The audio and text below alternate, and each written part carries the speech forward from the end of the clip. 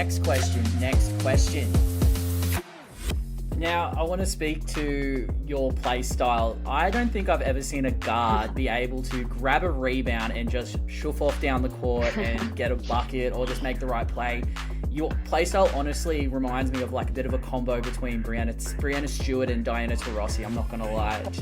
So two very good players. Thank you. I don't know about that, but... Falcons have got a good one. I don't know about that, but thank you.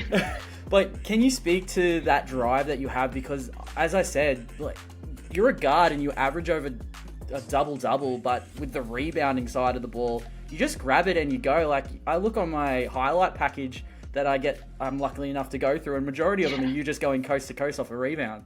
Oh, I don't know. I guess I'm really lucky. I think we look at like how we're grown, like how we were raised and how we were growing up and how it like impacts us as adults, right? But growing up in Philly, I always played football growing up, like American football. So I was a quarterback and a linebacker. So I was always just, I don't know, hitting people and grabbing the ball and, doing whatever it took to win. And I've always thrived on that. And, I've always just loved being active. So I don't know, the thought of just grabbing a rebound and going is, to me, I don't know, really fun. Just want to make the right play and the good play.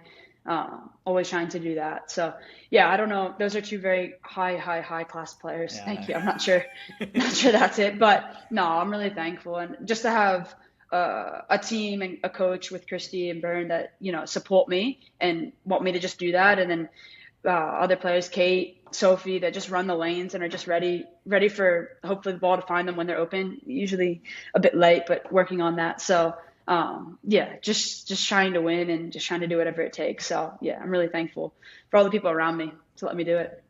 That's wild that you were a quarterback and a linebacker. Yeah. But when you're like 12, you're doing everything. I mean, I wasn't playing in like high school. I had to stop by that point. But yeah, growing up, it was whatever I had to do. I was playing baseball with the boys and football with the boys and whatever I could play. I was doing my first sport I ever played. My dad signed me up for my mom and my dad, but my dad was friends with the cheerleading coach. So I played cheerleading. It wasn't like the competitive real cheerleading. It was just the pom-pom cheerleading. And I was, my dad and mom always say that I would run away from the team as they were doing the cheers. And I'd be asking my parents questions about what was actually happening on the field and why that guy could run with it and why that guy could pass it. And yeah, the next year they were like, that's it. You're playing football. You're not cheerleading. So that's how, sport started for me. Didn't want to be on the sidelines. I wanted to be a part of it. We love that. Now, Obviously Falcons, since you've been there, you've been very successful. Down the road, you got the Maitland Mustangs. Also, the men's side been very successful. The women's side has Shaq Riley, Sydney Hunter, very exciting young players. They're on the come up. I know it's a bit of an infrastructure question around being able to support a professional team, but can you speak to the desire, not just from Newcastle, but the Hunter to possibly get an NBL or a WNBL side? Oh, the time's now, and I think we need one. I know Newcastle, the board, everyone there is working really hard to get the new stadium, and that needs to get over the line. There's no question. We need more courts to let the youth play. But the impact of a WNBL franchise would just be massive. And I know Shaq and I talk about it a lot, getting to be down here together last year in Canberra and just seeing what it takes and what Newcastle, Maitland, the Hunter need to get the WNBL team. We're not far off. We have a lot of businesses up there that can support us. Have people in the right positions that can support us. So I think we have what it takes to get it. We need a place to play. So once we can get that stadium over the line, it's going to be massive. And, I know there's a lot of hard work going on in the background, and I know there's a lot of people in Lambton that aren't necessarily happy with it. But I think if they can take a step back, understand what it's going to mean for the community, for the kids that are growing up, the kids that aren't even born yet, that need a place to play. We're running out of space. So this stadium needs to happen. And as soon as that can happen, we can push for that WNBL team. But yeah, it's a matter, it's not a if, it's when, and it needs to happen. And I think what it means for the WNBL would be great, but what it really means for the Hunter is something that's even better. Going back to your question about, women's sport, right now the girls have to go down to Sydney if they want to watch the top WNBL comp, and so do the boys.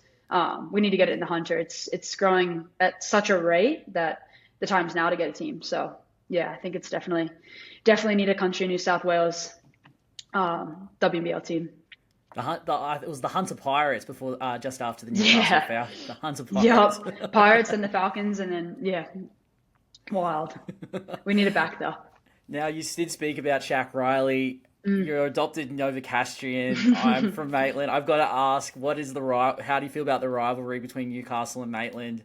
How's that gone? Oh, I love it. I think it's awesome. I think when I first got here, I was like, I don't understand. And I probably still don't understand, and I don't think I can ever understand as a true born and bred Novocastrian would understand. But I think, as I grow up in my Newcastle time, my fourth year here, yeah, I really start to understand it. But I think what's really special is we have two really strong women's programs. And as we talked about a bit earlier, like two really strong women's programs, and the WNBL talent that's in the Hunter right now between Maitland and Newcastle is just incredible. Shaq and I text all the time, but she texted me the other day after we announced Megan Claude's coming up to Newcastle about, oh man, you're bringing the whole Caps team north. And I was like, yeah. But the first words out of her mouth, and Sophie Brennan, she's going to be back, and she's been a DP for the Caps this year too. So really cool. But the first words out of Shaq's mouth were, how freaking cool. Like the hunters growing, like young girls get to see this. So I think it's something that we both work on together of, pushing basketball, pushing young kids, young girls specifically, into showing them what they can be. And, really thankful for that, and really thankful for Shaq's friendship, because yeah, she's a legend. Oh, Shaq's the best. Just The best. infectious energy, honestly. Oh my goodness, yes. The storied run to a championship last year. The moment that sticks out to me when you went to Albury, Yeah. watching you just go bonkers in that fourth quarter. I was listening to the commentator. I was watching back a bit of that fourth quarter. You got the and one, fell to the ground, and all I heard the commentator was saying, Nicole Munger, she cannot be stopped. I mean, the whole playoff run was like absolutely wild to begin with. So I don't know, where even the best parts were. I don't even think I've sat down and I need to go sit down and watch them all, like with the team. I think that'd be the best thing ever. But yeah, the whole environment in Albury was awesome. They had 1,000 people there. Newcastle had 9 fans there. The Brennans were leading the charge. So it was really cool. We were definitely stacked against the odds, and it became a really, really, really physical game. I know it was getting hard for the refs. At one point, I went up to them and I was like, guys, I'm really sorry, but can you start calling more fouls, like on me too? Like it's just we're playing football now. It was one of those kind of games. So yeah, it definitely got really physical. Which my football background, I don't mind it. As long as no one gets hurt. So yeah, that was fine. But it was a lot of fun. Getting that win was huge in front of their home crowd. And then getting the week off was great. Then we had Manly, which had been really tough games against them. They were a really, really strong squad last year, and as they always are, really.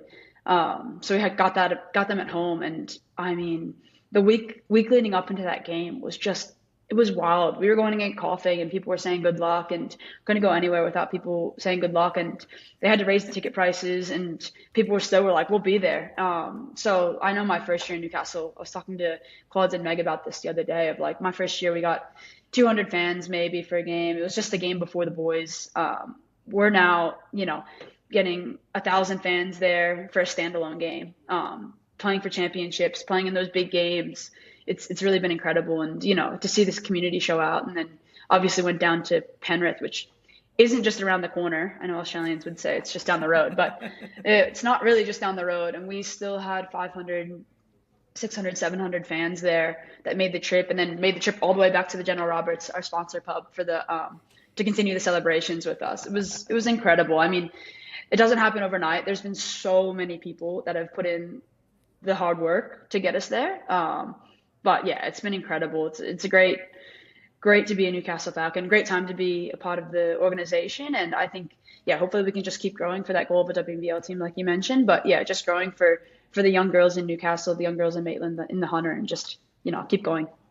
You just slightly spoke on it too. I got to ask, what did it feel like when you broke through? It seems like not only was it Sutherland versus Falcons, but it was you against Loz Nicholson as well. It just was a battle of that's got to be a tough matchup, and finally getting over the hump, especially against a player of her quality as well, has got to feel good. Oh, I mean, she's incredible. There's a reason she is still playing in Europe and Spain, playing in the WNBL. She had just kept going. with Australia too last year. So she's incredible. It was really tough for both teams, I think, in the fact that we hadn't played Sutherland since the first half of the year, and they obviously hadn't played us. They were definitely a new look with Laws. We had a new look with Alyssa.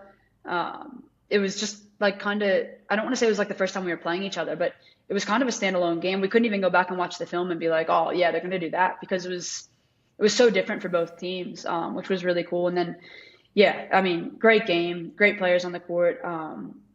Kate made some really big shots. Alyssa made some big shots. Isla dominated the paint. So I know Sophie hit those 2 big threes. Like, it was just wild. I don't necessarily know to say to finally get over the line is what we would say, because that was the first time we had been there. But there's a lot of things that go into a championship run. Luck is some of it.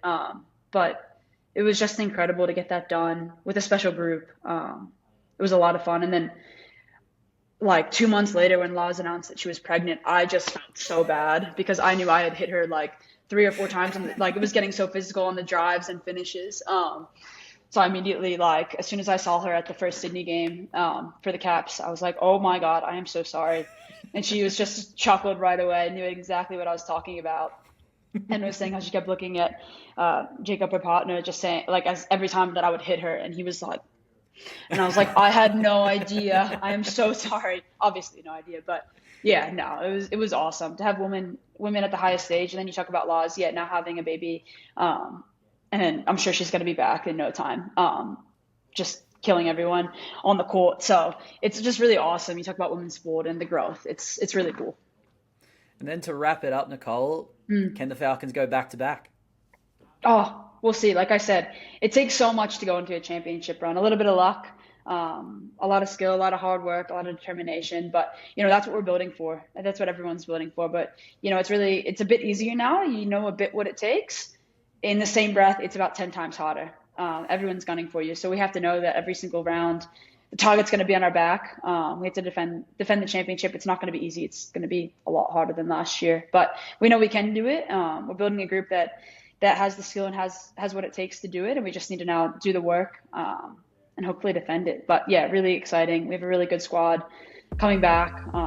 Excited to get back to Newcastle, finish strong here, hopefully make the playoff push here in Canberra, and then, get back to work and, play our best basketball. So it'd be cool. Nicole Munger, best of luck with the rest of the season with the Caps in the NBL1 East season. Cool. Thank you so much, Caleb. Really appreciate you having me.